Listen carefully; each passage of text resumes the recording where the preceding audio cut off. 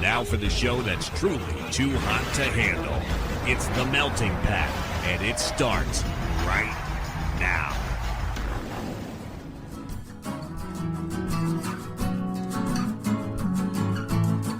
You're listening to The Melting Pat.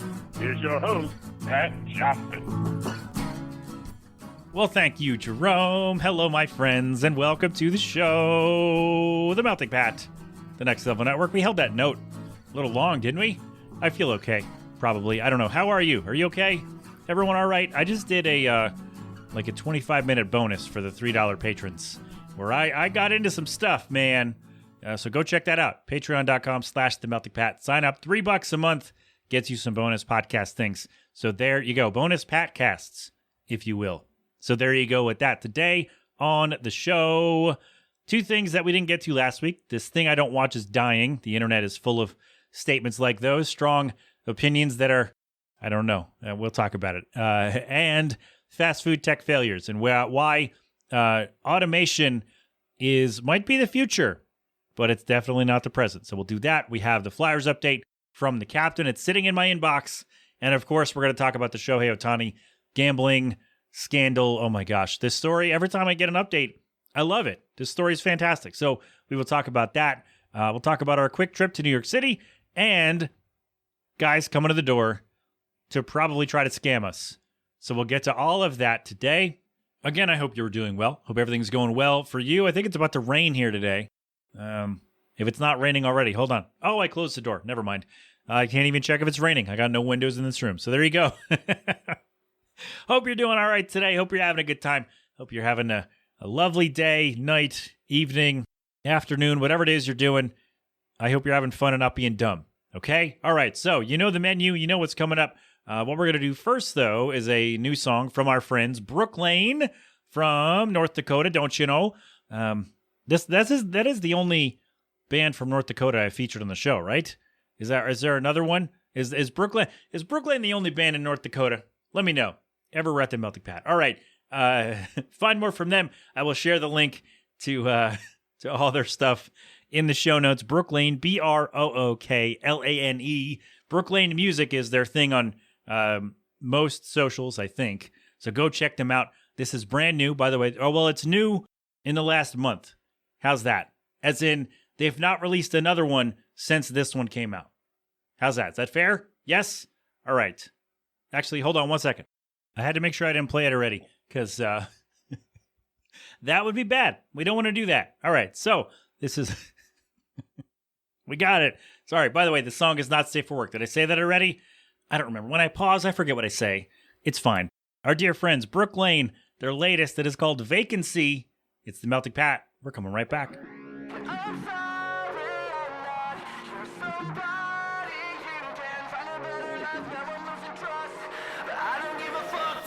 It's your way.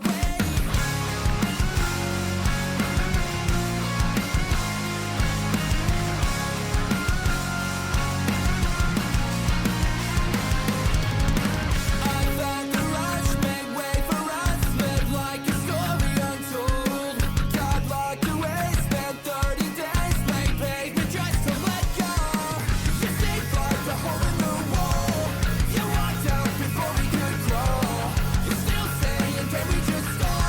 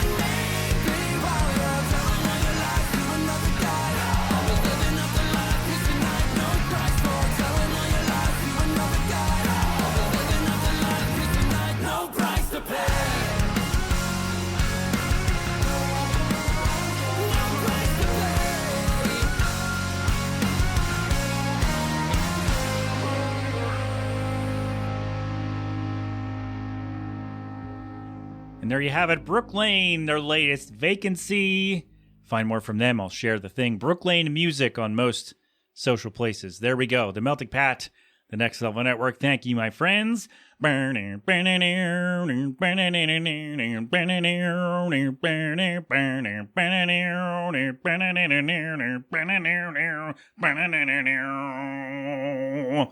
tried to do it all in one breath, and I ended up missing some notes. But that was one of the most fun mouth thrusts I've done in a long time. So no offense to anyone else, obviously. I'm not a monster, but that was... But that was fun. Brooklane vacancy. Thank you so much, my dear friends. Go have fun. Do the thing. Tell them pets to go see them. Go say hi. Get their stuff. Tell them I sent you. And they'll go, that guy? Hell yeah, that guy. That's the only band that's cool with me, by the way. Everyone else is like, he's all right. But no, that's not even true. I've never actually talked to them. But I maybe we should. Brooklane. Let's do it. Come on the show. Let's have some fun.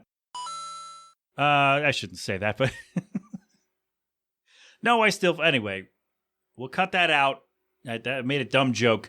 Brooklane, let's do the show. All right? Can we do it? Can we come on? Come on. I gave you a double. I don't know if any bands listen when I play their music, but there we go. We got a little bit of a double there. Throwing some wah-wah on there. All right. Jesus.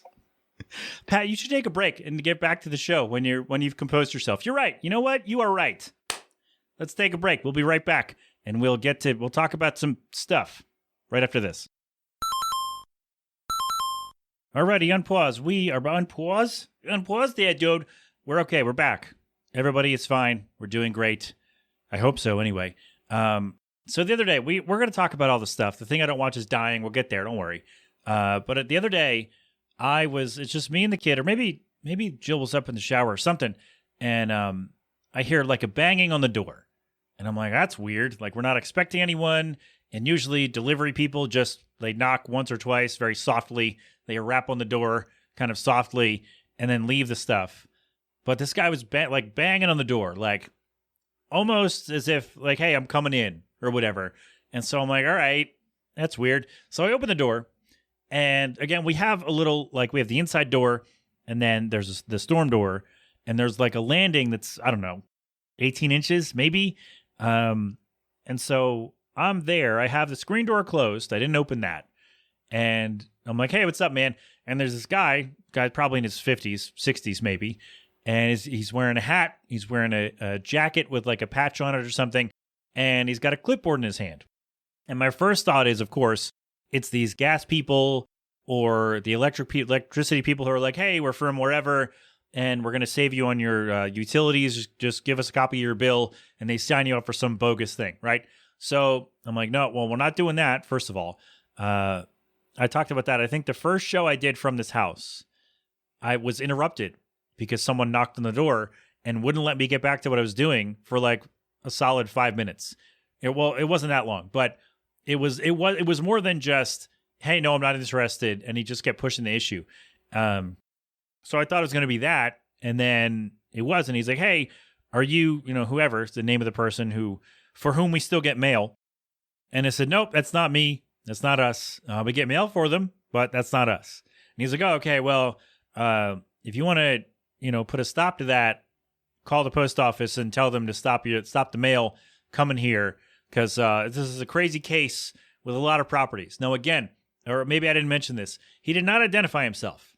He just said, are you this person? And again, strange man coming to the door saying, hey, are you this person? And I was like, nope. And, clipboard, he's got a clipboard with something. I didn't see what was on it. I didn't ask because I got the kid behind me. And so I got to keep an eye on him. And so I'm not 100% invested in whatever this guy's trying to say because I don't care. Because he's not looking for me. And so he's like, hey, can you call the post office and put a stop to the mail coming? Because we got a lot of cases and somebody else might come out and ask you about this. And I'm like, yeah, all right, fine, I'll do that. But I'm like, I don't really care. He's like, are you a new tenant or whatever? I was like, no, we've been here 5 years. Maybe I shouldn't have even told him that much. But I was like, hey, maybe he'll make a note like, hey, I went to this place and the person I'm looking for doesn't live here and hasn't for at least 5 years. It is funny, though, because I got a water thing in the mail for that person, and they owe a lot of money.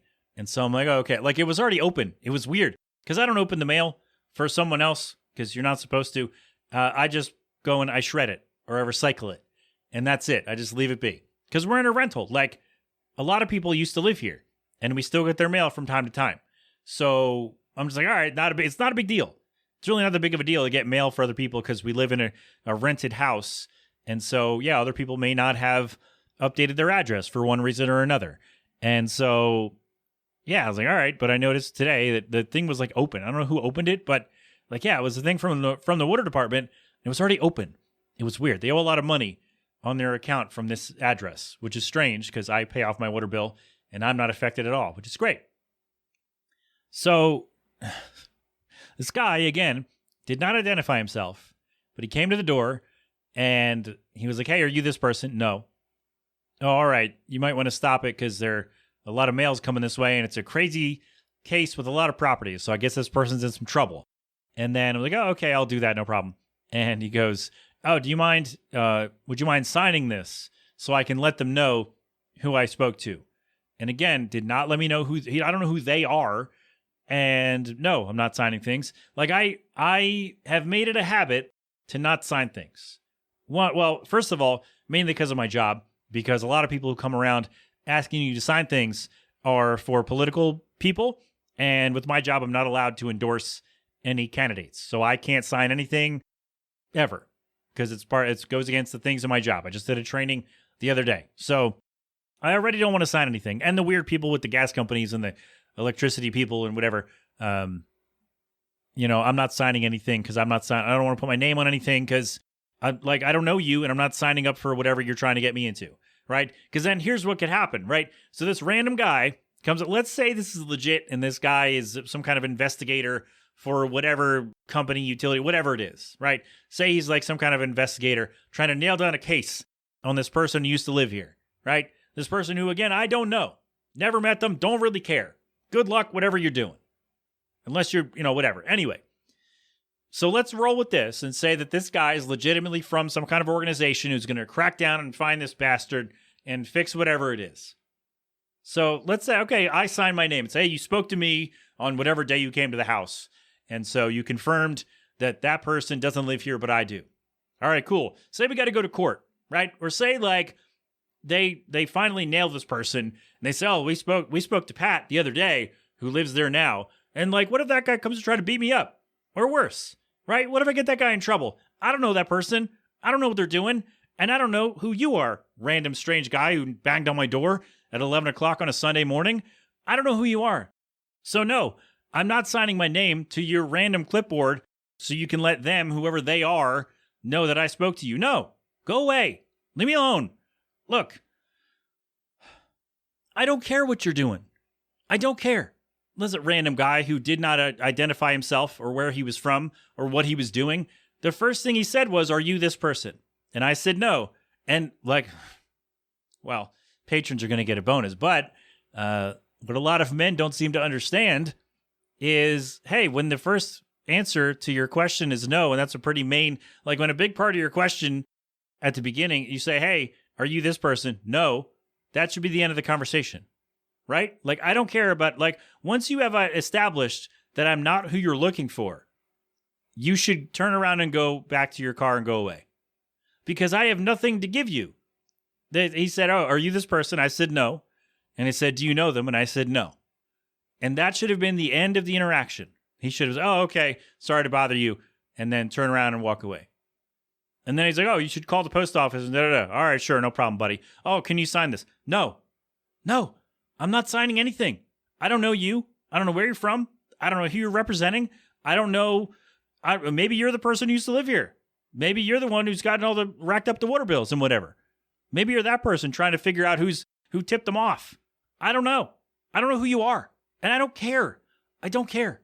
Like I said, getting mail for people is not a big deal, right? And when we first moved in, we had a guy, whoever lived here, like right before us, got something delivered to our address because he didn't update it or whatever. And so he banged on the door. He's like, hey, like, here's me. He had his ID. He's like, here's me. I ordered this thing.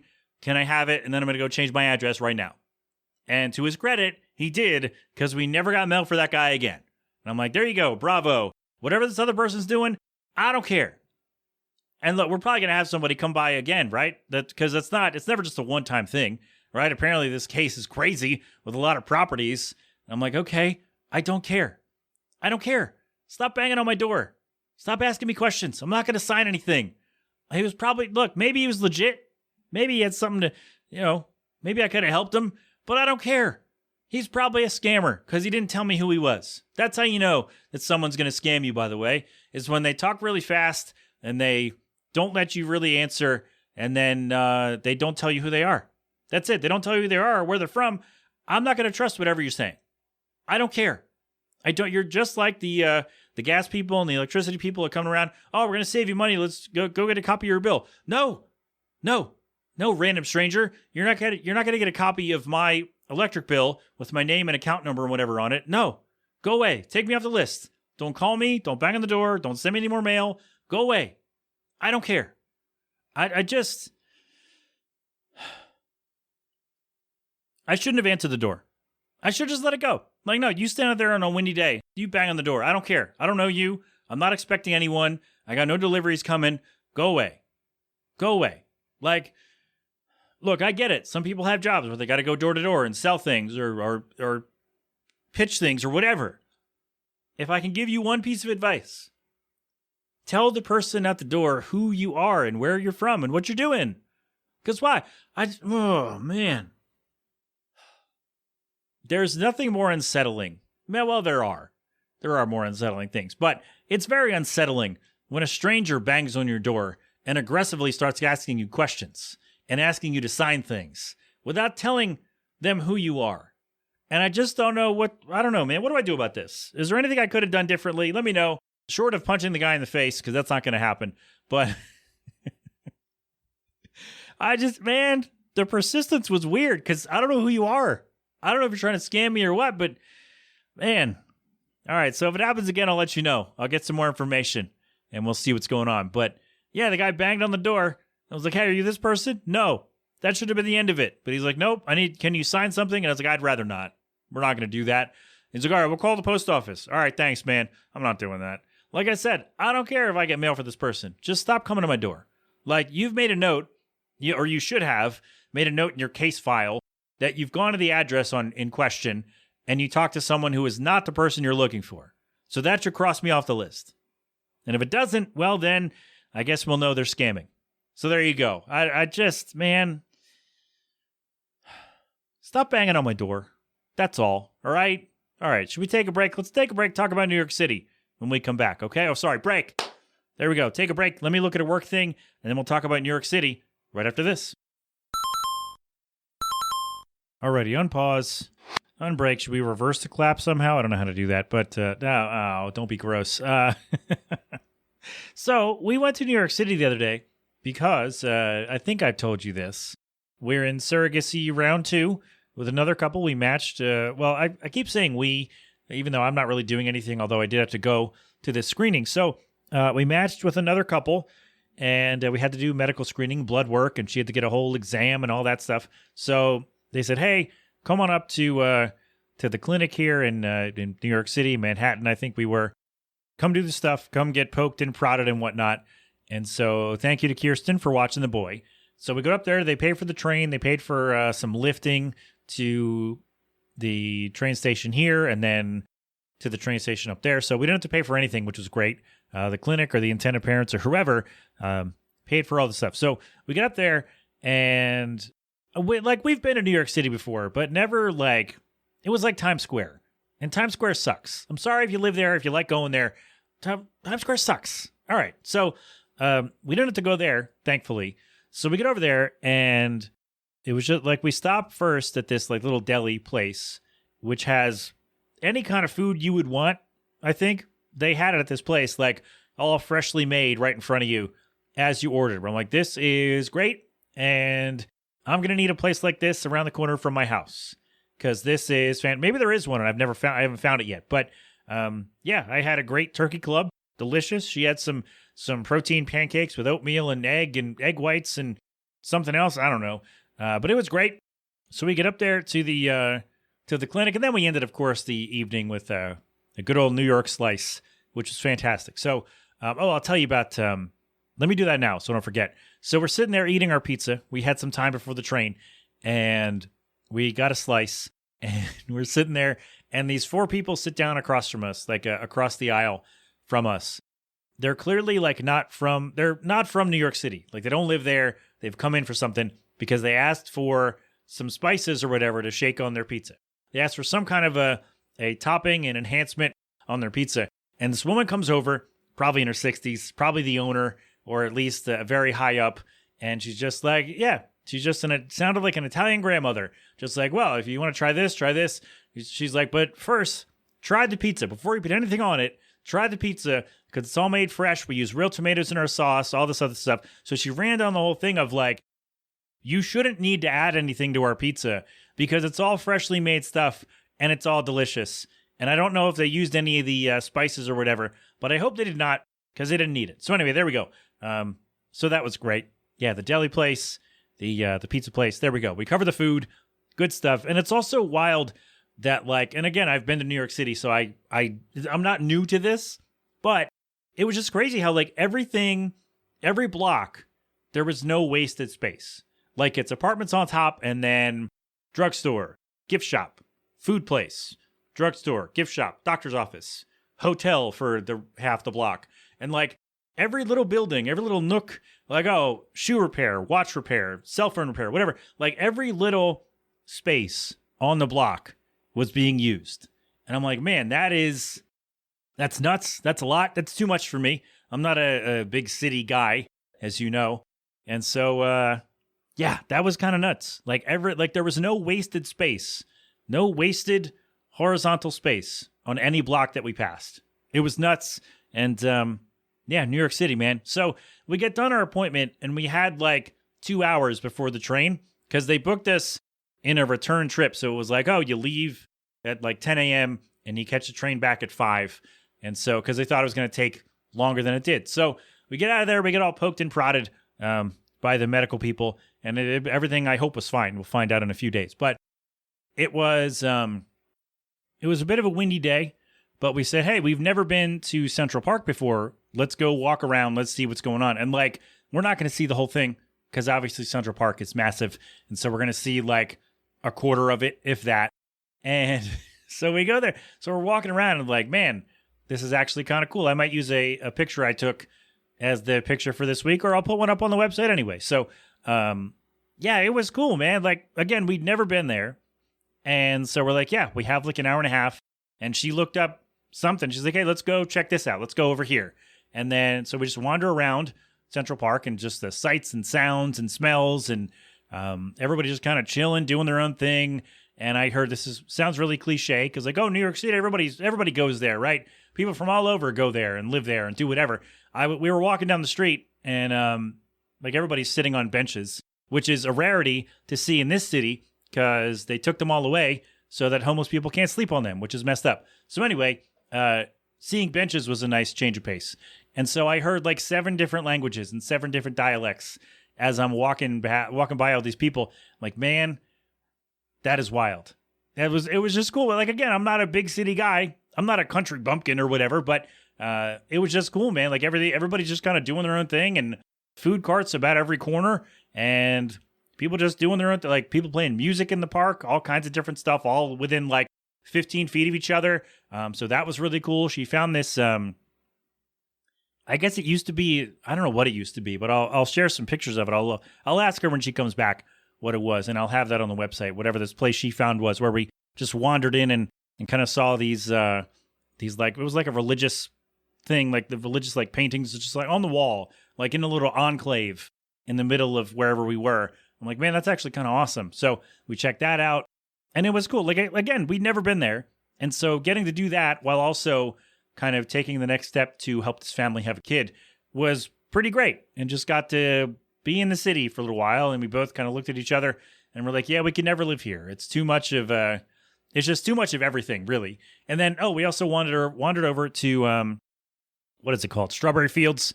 It's not that far from where John Lennon died. And so we actually found the hotel And we looked it up and it's like, oh, wow, it's really like right up the street, like a half a block away. So we went and checked that out, and no one lets you sit out front of there. Like somebody was sitting there, like on her phone, I guess, waiting for a ride, like sitting on a little planter thing or whatever. And a security guy out front made her move, which I was like, oh man, that's crazy. So yeah, we're sitting in Central Park and just listening, and they have a little circle on the ground that says Imagine.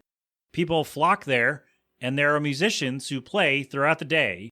And they play Beatles songs from 9 to 9, they said. And like different guys or girls or whoever play in this spot in Central Park and just play Beatles songs. And everybody sings along and they come and get their picture taken in the Imagine circle or whatever. And then, I don't know, they go see the hotel or whatever. So that was cool. Did not know that was a thing. But everybody was just cool. Like they offered to take our picture in front of the thing. I was like, no, Jill wanted to do it. So I let her do that. But everybody was cool. Everybody was just like, yeah, we're all here doing the thing.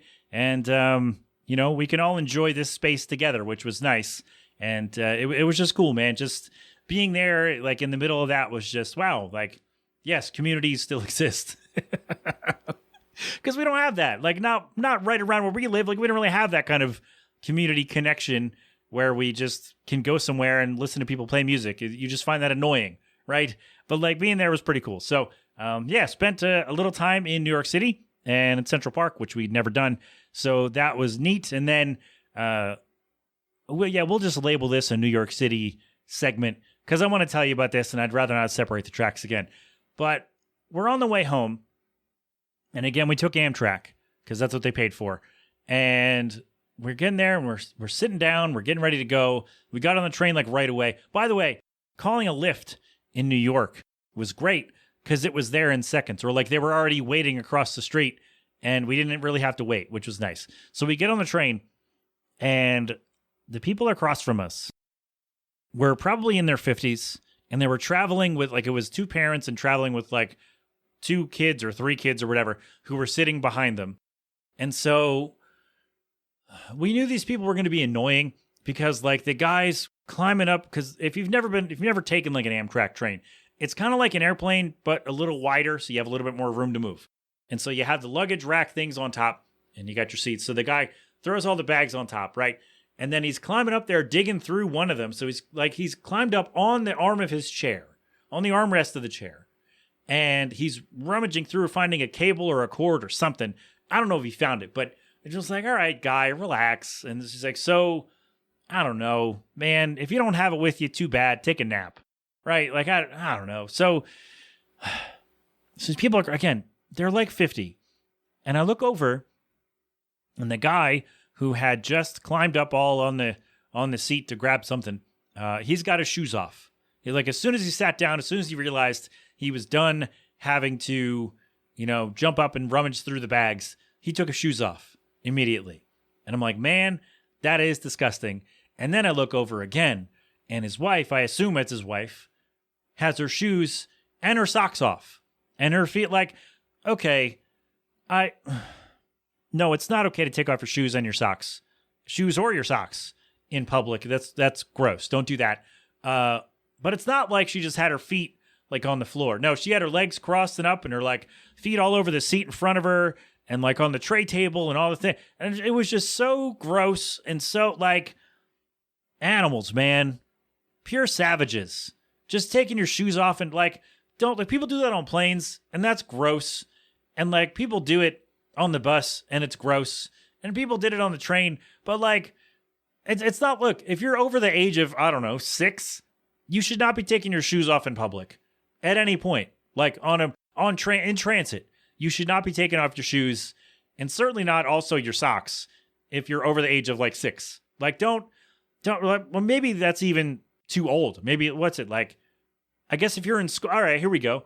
Yeah, we'll keep it at 6, whatever. So, man, that's so gross. Like, nobody wants to see your feet. Nobody wants to smell your feet. Nobody should have to deal with your feet all over their stuff. Like, somebody comes in and sits there, right? So say you put your feet up, your bare feet up on the seat, or like up on the seat in front of you, up on the seat that you're in, up on the tray table, right? Somebody comes in after you because you're not wiping that down. And like, there's not enough time in between you getting off and somebody else taking that seat for anyone to clean it. And so somebody comes in and puts their like whatever on the tray table. Now it's got your nasty foot stuff on it because you're gross. And if you're taking your shoes off and your socks in public, you're a gross person. And like on a train, especially, you're a gross person. And like, don't do that. Like, animals, man, animals.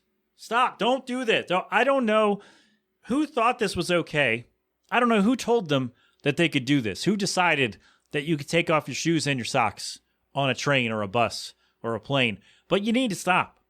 Do not take off your shoes in transit, on public transit. Don't take off your shoes in public transit. Don't take off your socks. Don't climb up and rummage through things. If you don't have the cord or cable or whatever, take a nap. Read a book. You should have brought one. And just like again, we could tell immediately these people were going to be annoying. And they were annoying. And they were also gross. Like, don't take off your shoes. In what universe do you think that's a good plan? Like, you're sitting there understanding, maybe you don't understand this and you need to listen. All of the people who have come through that space with all the stuff that's been in the bottom of their shoes from whenever they were, wherever they had been, and they're tracking all that stuff in and around where you're going to be, right? It's gross. If you really think about it, public transit is gross. Maybe you don't have to think about it that hard, but if you think about it for more than 8 seconds, it's gross. Public transit's gross. So why on earth would you subject your any more of your bare skin than needs to contact any of these surfaces to that? Like, why would you say, hey, you know what I'm going to do in like one of the grossest places on earth? I'm going to put my bare feet everywhere around me. Why? Like, how? Okay. Let me end it here. If you're an adult and you cannot go a few hours without having your shoes off, you got to buy some new shoes and or see a doctor and say, hey, doc, I get really uncomfortable when my shoes are on for more than 2 hours. Because, like, what do you do at work? Do you work in an office and you sit there and take off your shoes? Oh, God, don't do that. People at work, people in the office do that.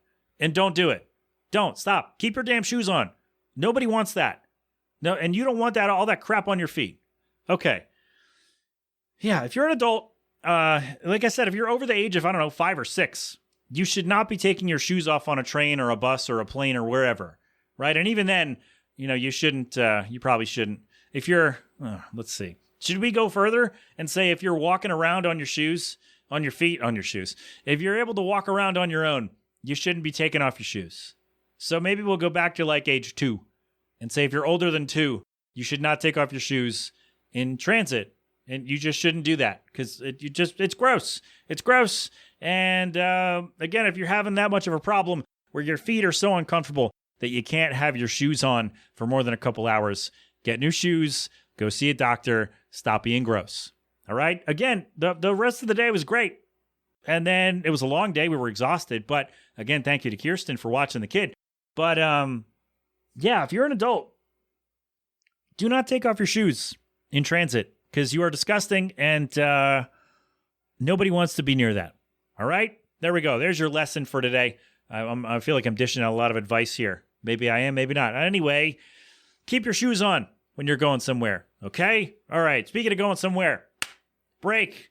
Let's talk about something else right after this. Okay, unpause. We are back. I did it again. Unpause. New York rubbed off on me, I guess. So, nobody rubbed me in New York. Don't worry. So, so I meant to do this last week because I see on the internet a lot. Well, because I'm on the internet often. And a lot of people are unironically hyperbolic in their claims, right? They're like, oh, this thing, SNL. Nobody watches SNL anymore. Or like baseball's dying, or the NBA's dying, or the NFL's dying, or this wrestler's getting buried on TV. All right, things like that, where things that can easily be proven false, things that are demonstrably false. People just say them as they say with their whole chest. They say, did I use that right? We'll put a coin there probably, but I just wanted to look at this for a second and make sure it's not just me.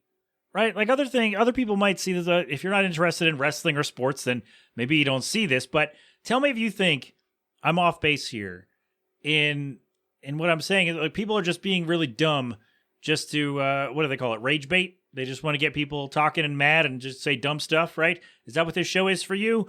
I'm sorry. I try to be a little smarter, but yeah, it's like, I just don't, man, like Hollywood's dying. Nobody watches movies anymore. Like, all right, but they still make them. So it's just weird. So like one of the biggest things is in wrestling. Because if you don't know, all right, so we got two major companies. Let's just, for the sake of argument, let's move, Impact to the side and New Japan, whatever. In the U.S., let's call them two major companies, WWE over here, AEW over here. Now, we watch both in this household. We appreciate both. We enjoy things that happen on both. So the tribalism of like, oh, I only watch one, so the other one must be a pile of crap.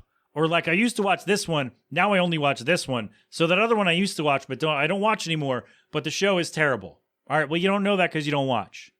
And it's just really weird. I talked about that a few weeks ago, but it's just a weird thing to do, to crap on a show you don't watch. If you don't watch it, that's fine. That's not a problem. But why is it even in your mind? All right, anyway. So fans of one or the other claim, fans of one, they claim that the other company is dying, that things aren't going well. But here's the thing. They're both doing fine. They're both getting TV and streaming deals. They're both still getting a platform from which to present their show, present their product. Right? TV ratings are not the only metric. If you use that to judge any TV show, if you solely use TV ratings, you're going to think every show's in the toilet because TV ratings are not the be-all, end-all that they once were. And so that's a lot of people do that, and that's really dumb. So they think that companies are dying because, I don't know, because they don't like them anymore, because they don't watch them for some reason, and they think because they don't watch it, they are the one person who is saving and destroying the respective companies, and I don't get that at all. People think baseball is dying because they don't watch it anymore, or they don't watch it on TV. Meanwhile, 2023, they had their highest attendance in 30 years. So people still came out to the ballpark, and they made $11.6 billion in revenue. Yeah, I wrote down that number. I don't usually do numbers, but I wrote that down. $11.6 billion in revenue, and that includes a 15% increase in ticket sales to $3.5 billion. $3.8 billion, sorry. So they're making money. People are coming out to the games. They're still making money. The blackout restrictions are terrible, as they are in all sports, so that's not fun. But the game's not dying. They're making more money than they have in years. All right, so we got that. The NFL's dying. Did you know this? Did you also know they made $12 billion last year? Come on. The NFL is going to have they're going to have two games on Christmas on a Wednesday. You're telling me the NFL is dying and the TV networks are going to say, hey, forget about the NBA they've done Christmas Day games forever. Forget about that. Let's put the NFL there. So, yeah, and Christmas Day is a big NBA day, by the way. I wonder how they feel about that, by the way. I wonder how the NBA feels about the NFL having two games on Christmas on a Wednesday. Oh, man. You going to watch a Christmas Day game in the NFL? What do you think? I'm sure wherever you go, it's likely to be on some TV or someone's phone. That's how big the NFL is, right? By the way, the NBA is dying, and they made $500 million more last year than they did the year before, $10.5 billion. So yeah, they're dying. I didn't look up the NHL. Sorry, I forgot. I feel like we were going to go long enough. I didn't need to add another thing. You get the point. These things aren't dying because some nerd on the internet who probably can't take no for an answer from a woman is not watching, right? Some guy who's not allowed within 500 yards of a school is not watching the NBA anymore, so he thinks it's dying. Or you think, oh, this wrestling company that I used to watch, but I don't watch anymore. What do you think? They turn the lights off when you left? You think they shut everything down because hey, Eric's not watching anymore. Let's shut it down. We lost Eric. All right, good job, everyone. Way to go. We did well, but we lost Eric to AEW or wherever he watches now. So we're going to stop doing it. No, that's not, no. Look,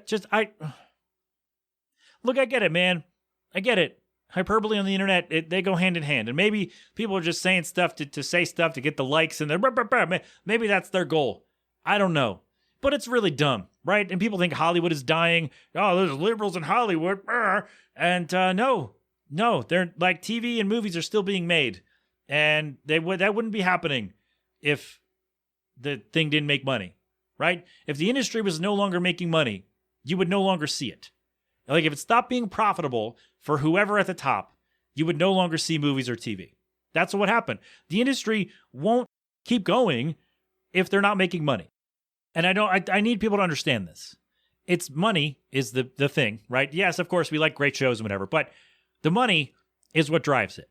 And so they're still making money, which means that someone somewhere is still going to pay money to whether to stream it or to go see it in the movie theater or buy it on Blu-ray or whatever, or however they buy things now. It's that someone is still buying it. Someone is still spending money to make the thing, which means the company will then make money. So they're going to keep making more stuff. So like if it didn't make money, the product would no longer exist. You wouldn't see it. It's like when wrestling fans complain that someone is being buried. Oh, they're burying this guy because he lost a match on TV. Let me tell you something. If they were really being buried, if that wrestler was really being buried and shoved off and they didn't want you to care about him anymore, do you know where that person would be? They'd be in the back, sitting there waiting for their name to get called. They would not be on your screen. You would no longer see them. If the company said, hey, this guy's not doing it, we don't want to, invest any more time and money into this person, whoever it is, then guess what? They're pulled from TV. Because if they're not going to make money, the company is not going to waste the time and the resources to have them out there. So if someone is being buried, or if some industry is dying or dead or whatever, then you would no longer see it. You wouldn't see people coming out to baseball games and basketball games and football games in record numbers. You wouldn't see all these streaming it. Like Amazon would not have paid, $80 billion whatever dollars to whatever they paid to the NFL to stream their games. Right? The networks would not have 2 games on Christmas if the NFL was dying. Right? The NBA wouldn't have a full slate of Christmas Day games, as they often do, if the league was dying. People wouldn't, like ABC, NBC, whoever, wouldn't pay millions of dollars for the TV rights to air these games for people to see if nobody was watching. And so I just need everybody to understand. If these things are dying, if some wrestler is buried, you're not going to see it. It'll be gone. It'll just be gone, unless it's a tax write-off situation. That's different. But the overall picture, if some industry, if SNL is dying, if SNL is no longer profitable, if a movie or a TV show, if a wrestling company, if a sports league is no longer profitable, it goes away. Because it's not going to exist anymore if someone can't make money from it. And the fact that they do exist and people are still going to see it and still watching and still buying stuff or whatever, it tells you that, I think it tells you that people on the internet just don't know what words mean.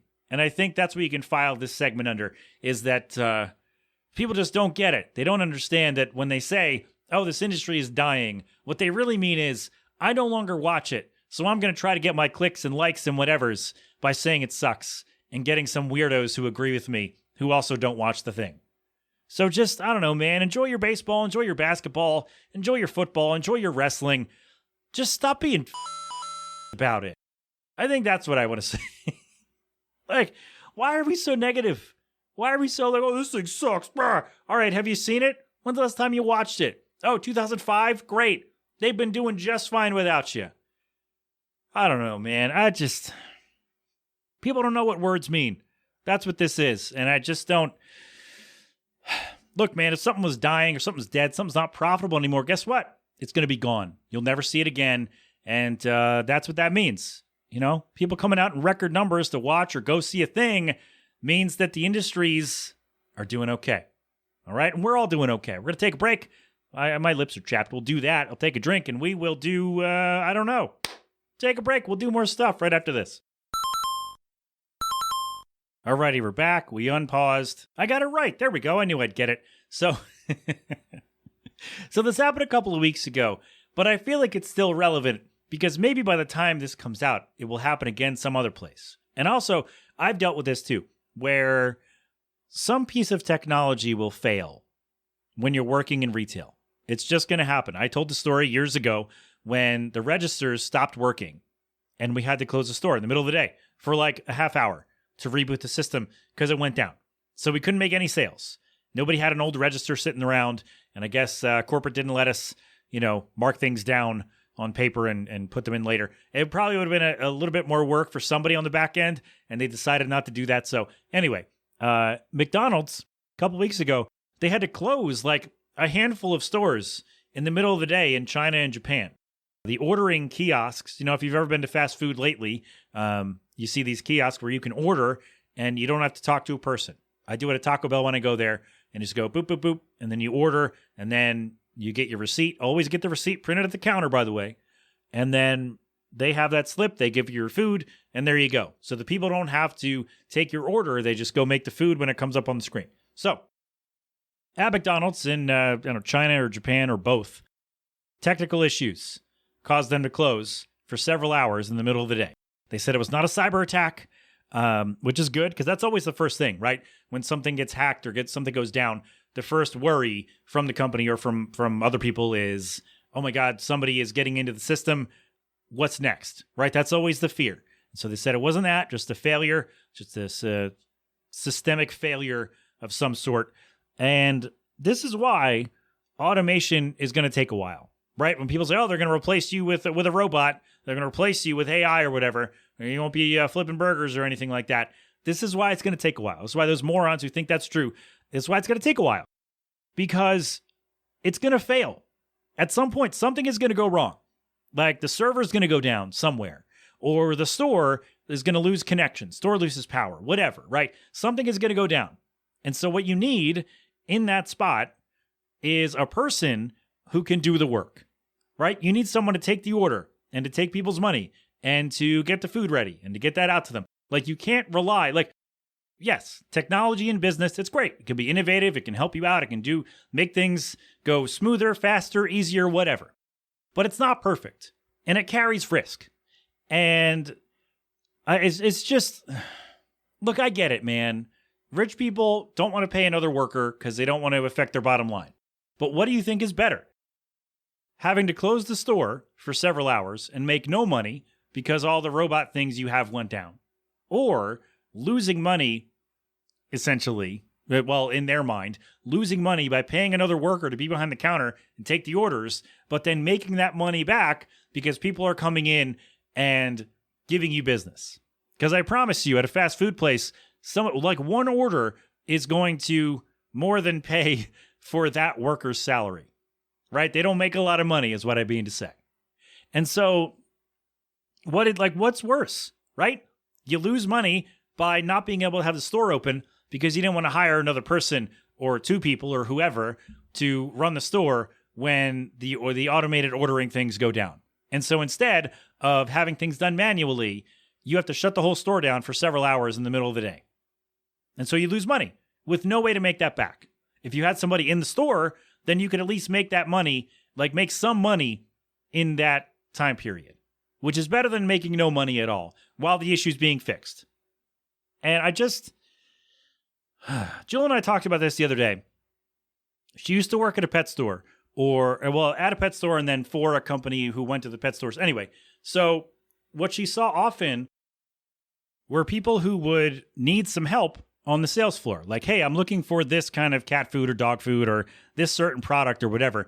And because the store didn't want to hire enough people or have enough people on the floor that day, there was the manager in the back doing something. There's one person doing register, and there's another person, cleaning the cages or getting a pet for somebody or helping someone else. And so then there's no one else to help you in the store. And so what happens? You leave and you don't come back because you leave with a negative experience from that store. And you go, hey, I went in there to get some kind of dog food or whatever, and they didn't have it, and I couldn't find it, and I couldn't find anyone to help me look for it, and I didn't really have time to go searching, and so I just left and found it somewhere else, Amazon, Walmart, wherever, right?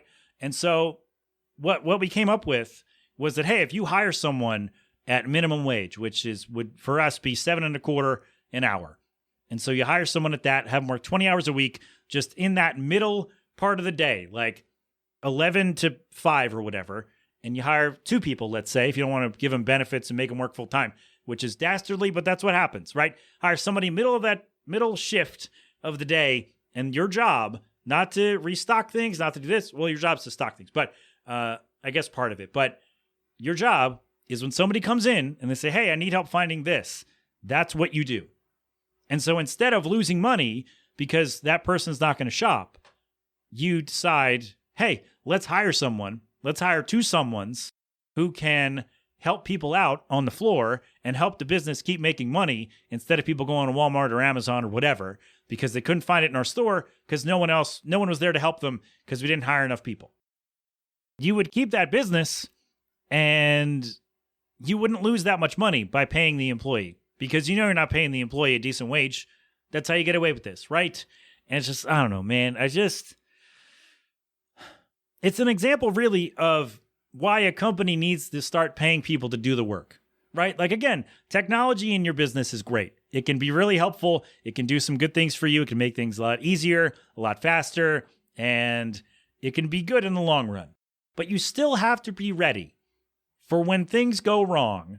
You need to have someone there to go, okay, that's not working. You can come order from me. I can take your order, then we can do that. Or like, hey, I can't find this thing. Hey, that's why they brought me in. I can find it for you. You can buy it. Then we can all go on our way.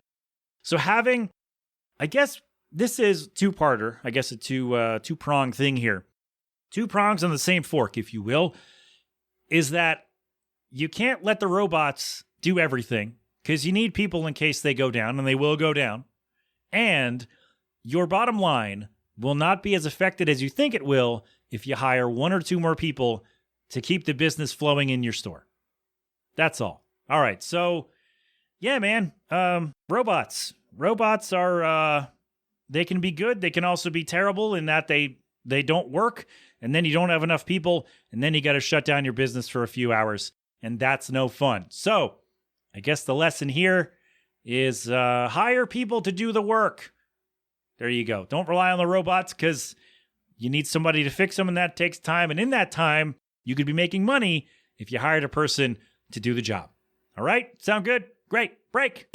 Let's do one more thing, and then the captain, and then other things. That's it, though, right? Maybe? All right. We'll be right back right after this. All right. Before we go to the captain, let's talk about Shohei Ohtani. Okay. If you don't like baseball, this is not for you. By the way, I talked last week about the Phillies having their position battle or their last bench spot battle between Jake Cave and Christian Pache. Well, the day after the show posted on Sunday, the Phillies traded Jake Cave to the Rockies. So we don't have to worry about that. So they handled that for us. So we're good. All right. I'm sure there's something else I missed. I don't know. Anyway. All right, Phillies. Can't wait. Cannot wait. Very excited. But I want to talk about this. I almost talked about this last week, but I'm glad I didn't because we've gotten more information. And every time I see an update from this story, I love it. So Shohei Ohtani, biggest star in baseball, two-way player. He won't pitch this year. He'll pitch next year, hopefully. Signed with the Dodgers for $1 billion or whatever. And so, man, where do we start? All right. His interpreter, Tepe Mizuhara, and I'm sorry if I said the name wrong. I haven't heard anybody say his name. I've only read it. So, my bad. Tepe Mizuhara first said, hey, Shohei Ohtani paid my gambling debts. I had debts of up to $4.5 million. And Shohei Ohtani, my friend, he has paid them for me. Okay. So then that was on like Wednesday. And then Wednesday night, Shohei Ohtani's people were like, no, that's not what happened.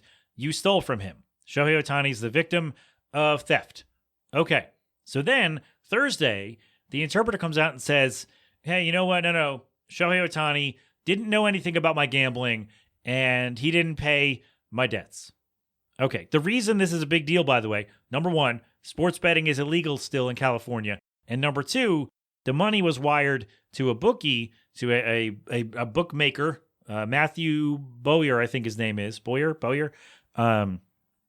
He is under, that guy is under investigation with the IRS and the FBI for running an illegal booking thing in California. So that's why this set off red flags, because, hey, Shohei Ohtani's name is on these transfers, $4.5 million to this bookmaker who is running this ring illegally. Okay, so that's where we are with the problems. So first, the interpreter said, Shohei Ohtani, my friend, paid my debts. Then Shohei's people said, no, he's wrong, he's lying. And then the interpreter came back and said, oh, no, that was wrong. Shohei Ohtani doesn't know about my gambling. Okay, so then we start to learn more about this interpreter, Mizuhara. So he claims it's been in his bio for years, like in team media guides, because he's worked for the Angels. He's worked with Shohei Ohtani since 2018. So with the Angels and then with the Dodgers fired him on Wednesday or Thursday. And then he, like in his bio, it says, hey, he graduated from University of California, Riverside in 2007. So the problem with that is they have no record of him being there, of him being a student. Okay. So also on his bio, he claims to have worked with Japanese pitcher as an interpreter. The pitcher's name, Hideki Okajima.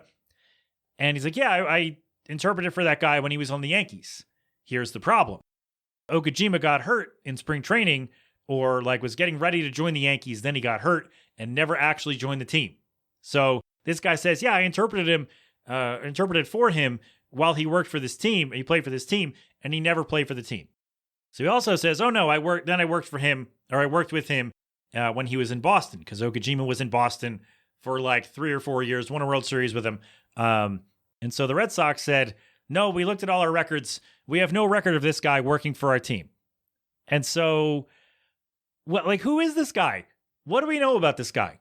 Other than he appears to have been close friends with Shohei Ohtani for at least a period of a few years. Because he was like, you rarely saw when Shohei Ohtani was out and about doing baseball things, Mizuhara was there with him because they were friends. He was with him all the time. And now apparently either Shohei Ohtani paid this guy's debts, or he didn't know that Ohtani didn't know that this guy had a gambling problem. And so this guy stole money from his account. And I don't know. Look, I don't pretend to know what exactly the relationship is between a Major League Baseball player and their interpreter. I assume that they travel a lot with them because the player doesn't speak the language and wants to be in the know about things that they're doing, whether they're shopping or eating or whatever. They want to know what's going on. So I would guess that the interpreter travels with the player, not just on baseball related trips, right? So, okay, like they know each other well, you would think. But now Mizuhara says, hey, I used Shohei's bank account to pay off my debts, to wire it's 9 transfers, totaling $4.5 million, $500,000 each to this bookie who's under investigation with the FBI and the IRS. And now I think the FBI and or the IRS are also investigating Mizuhara for his role in paying this bookie with Shohei Ohtani's bank account somehow. So look, I don't know the true depth of their relationship, but why does your interpreter have access to your bank account? Like, is he also a CPA? He could say that and we'd believe it, or he would have believed it until now, because, up until now, we believed he graduated from UC Riverside and he worked for the Yankees and the Red Sox. And all those things are in like his public media bio that goes out to the teams. And now all these people are coming out saying, hey, we don't know this guy. This guy's like George Santos of Major League Baseball. It's ridiculous. What do we know about this guy? Who is this person? What is he doing? Has he interpreted at all? Like, does Shohei Ohtani have any idea what's going on? That's not fair. But, man, okay, so the popular theory going around, and I floated this on socials the other day, is that Shohei Ohtani bet on baseball and told Mizuhara to take the fall. He bet on baseball and he said, no, I can't do this myself because I can't bet on baseball. Or he bet on anything and did it at a team facility. Because if you don't know, with all these plays, sponsored by DraftKings and FanDuel and whatever, the 2 main rules that the leagues have is don't bet while you're at work and don't bet on your own sport. So don't bet while you're at the team facility and don't bet on baseball or football, basketball, whatever you play. Those are pretty much the main rules. And so if you can get around that, use somebody else to do it and make your bets that way. I don't know, man. But that's the popular theory, is that Mizuhara, is that Ohtani placed the bets for himself through Mizuhara so Ohtani wouldn't get in trouble. And now I don't know what to believe. I mean, that's the running theory. That's plausible, right? But then Ohtani came out and spoke to the media. Well, he didn't take any questions. He read a statement, and he said that Mizuhara has been stealing from my account and has told lies. And apparently then we learned that Shohei Ohtani was actually asked about these payments because right before the story came out, a reporter asked Shohei about these payments, like, hey, why did you pay $4 million to this bookie? What's going on? And now the Shohei's people have purported that Mizuhara did not translate those questions. And Ohtani said, it was in English that they spoke, and so I didn't really know what was going on, but I recognized with Mizuhara's body language that something was off. And so then Mizuhara went and told Shohei Ohtani in private, like, yes, I had gambling debts, and I used your account to pay this bookie because I got in over my head. And Mizuhara claims he's never bet on baseball, which would be like, that's the number one thing, right? He never bet on baseball. Ohtani says he's never bet on anything, on any sport. So really, I think this comes back to me, for me, is how does your interpreter have access to your bank account enough that they'd be able to pay for something without you knowing? Like, why does he have your login information, your credentials for your account to be able to go in and wire money, transfer money to this bookie who you owe? And so why is your interpreter, who's in trouble with this bookie, with this guy who's in trouble himself with the federal authorities, why does your interpreter have access to your bank account? That's the part that that was the part that really stuck with me. But now I want to know, who the hell is this guy even? If he says, oh, I went to UC Riverside, they said, no, we don't have any record of that. They said, oh, I worked for the Yankees. No, you didn't, because the guy you said you worked for never played for us. And then you say, oh, no, I worked for him with the Red Sox. No, you didn't. We had 2 other guys interpret, and you were not one of them. So we don't really know anything about this guy, do we? I mean, I guess, Shohei Ohtani knows less than he thought he did, apparently, that this guy's $4.5 million in the hole with an illegal bookmaker. This story is insane. And one of the things I love about this is that I can update my wife every other day whenever a new wrinkle comes out.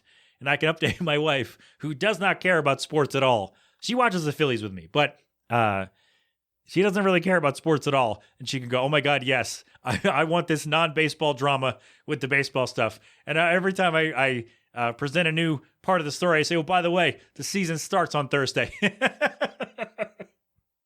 So yes, this is exactly what Major League Baseball did not need. We didn't need this. Opening day, as I sit here, opening day is tomorrow. We don't need this. Technically, the Dodgers had started. They played 2 games in South Korea with the Padres. That's when this story broke. After that game, that's when we found this out. So the season for those 2 teams had technically started, and now we have this. And so now we just keep finding out more ridiculous information about this interpreter who clearly is not who he says he is. And I think that, okay, I'm willing to, put on my tinfoil hat and say Shohei Ohtani, maybe he bet on baseball and is using this interpreter guy to take the fall. But what I want to know is why. Okay, so the first thing that the interpreter said was that, hey, Shohei Ohtani, I was in some debt. I had some trouble with some debts. I gambled too much. And Shohei Ohtani, he paid off my debt. He didn't know where it was going. He just said, yes, you can transfer the money. And I'll pay your debt for you. You pay whoever you owe, and we'll handle it that way. That was the first version of the story that we had. And so what I want to know is, why did Shohei Ohtani's people change that story? That makes him just seem like a good friend who didn't know what he was getting into, right? So your friend, you're like, hey man, I'm in some trouble. I got in some debt. I'm in over my head. Can you help me out? And you go, yeah, okay. How much you need? Shohei Ohtani's a millionaire, maybe a billionaire at this point with endorsements and contracts and whatnot. So he's got money and he's got the money to help you. And so why wouldn't you frame that as, hey, this is, Shohei Ohtani was helping his friend and didn't know where exactly the money was going. That makes him just look kind of like a goof, but it also makes him just look like a good guy. And everybody else can go, oh, shucks, Shohei Ohtani helping his friend. What a guy. Oh, we didn't know. And then now when you say that now this guy stole from you, you're raising more questions. And so it's okay, so you didn't know, why does this guy have access to your bank account? And how'd you not know that he was in debt? If this guy's your friend and you spend a whole lot of time with him, how did you not know he was in debt? So now you've opened up a whole new thing, and now the league has to investigate. If you had just said, hey, Shohei Ohtani, like, oh yeah, I paid, let him transfer some money so I could pay off his debt. I didn't know where it was going. Then the league can say, well, I guess he didn't know, and then kind of move on. But now you've opened up more questions, so the league has to investigate. Now, how much they're going to investigate, because they don't want to suspend the biggest star in the sport, that's not good. So how much they really dig into it, I don't know. We could find out Shohei really didn't know about it, and the guy stole money somehow, and I hope that Shohei Ohtani has since changed his passwords.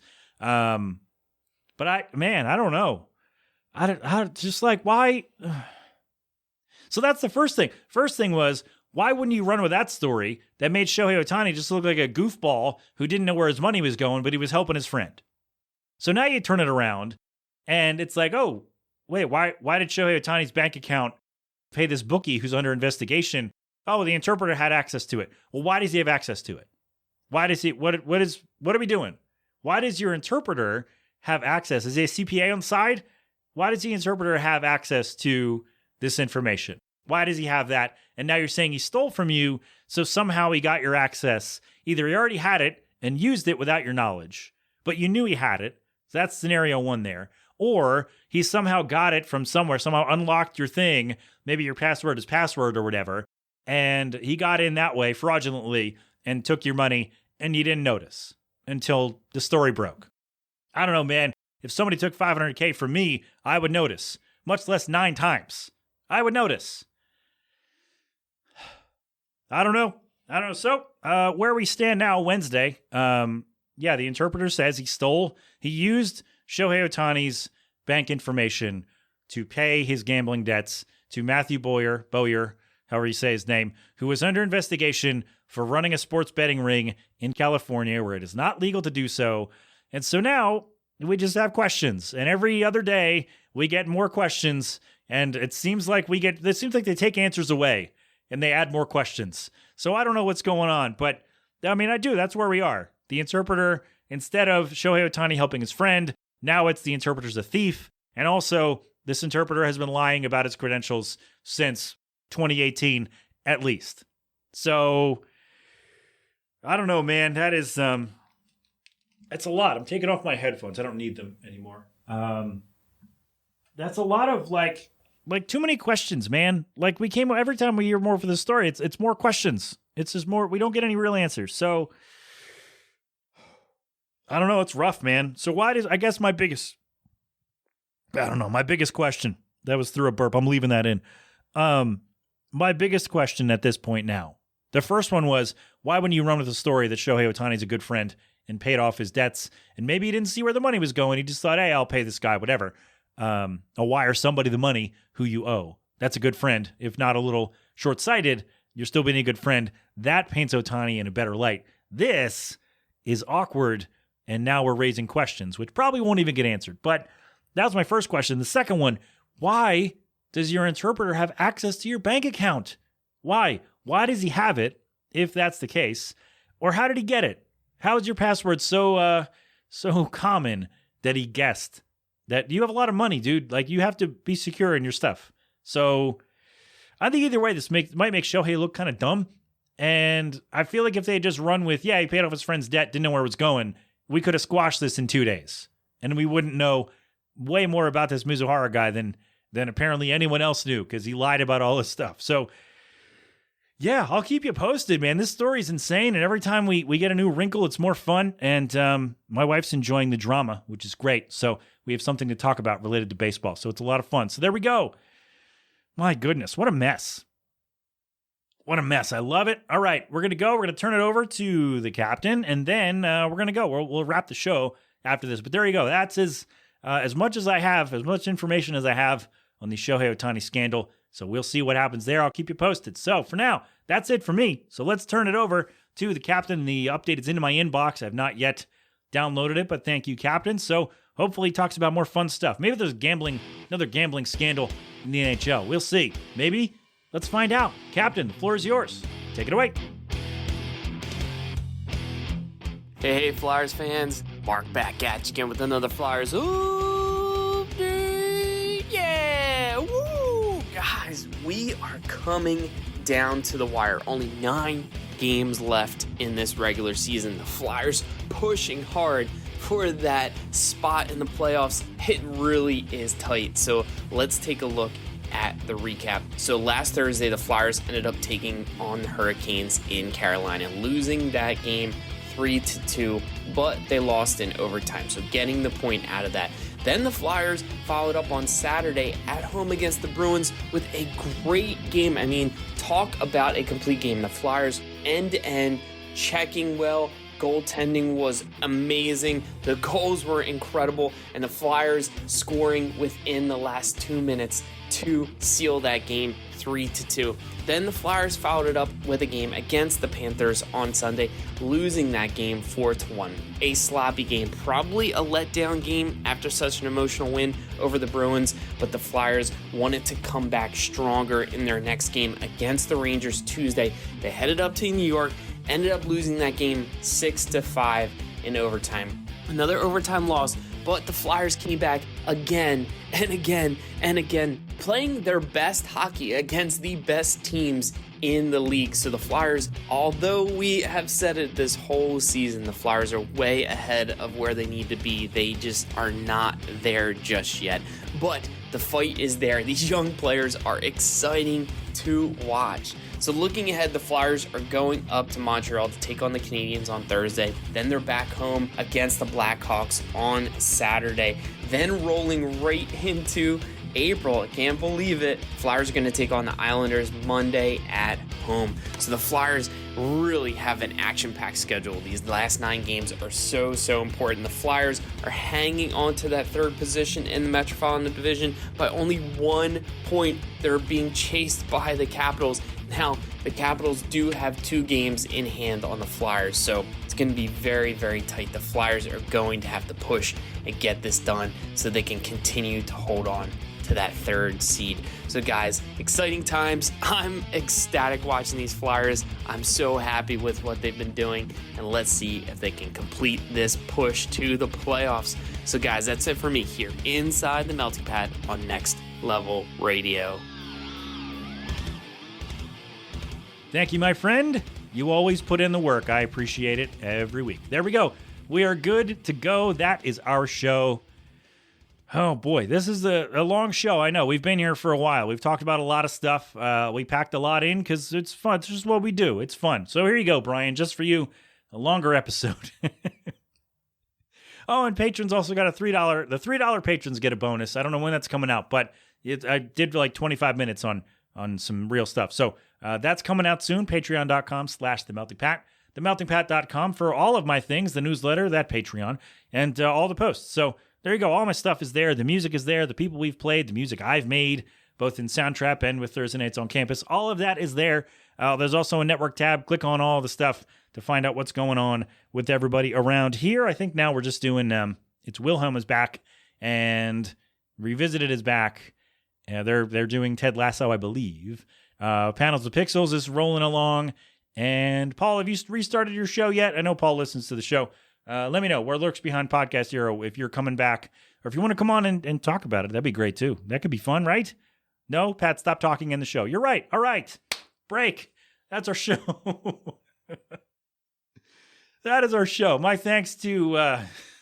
my thanks to Brooklane for the tune Vacancy. Go get it. Tell them Pat sent you, and they might be happy about that. And, is next week WrestleMania? Are we there already? Here we go. Hold on. Let me look at the calendar. I think we're going to match up here. Here we go. Let's see. Yes. All right. Where are we? March. Yes. So next week is the WrestleMania preview show. I hope that Matt Shaw is available for our 9th year to preview WrestleMania together. If not, we'll figure something out. I don't know. But in any case, we're going to WrestleMania, so that's very exciting too. And so that's what's on tap for next week. WrestleMania 40 preview. I am looking forward to it very much. So come on back for that, or I'll see you the week after. If you don't like wrestling, that's fine too. All right? All right. Well, we won't do G-Love today, but go check them out at Philadelphonic.com. We'll play mine instead because we've been here for a while. All right? All right. We're good. We'll break again. Break. There we go. That was a good clap. I liked that a lot. All right. Thanks for being here. I'll talk to you soon. This has been an 8 Boiler production. Until next time, my friends, have fun. Be safe. Thank a veteran. Wear your mask, wash your hands, get vaccinated and boosted when you can. And of course, don't do anything I wouldn't do. That's it, right? Yes, thank you for listening. I love you all. You've been inside the Melting Pat on the Next Level Network. Go crap open a cold one.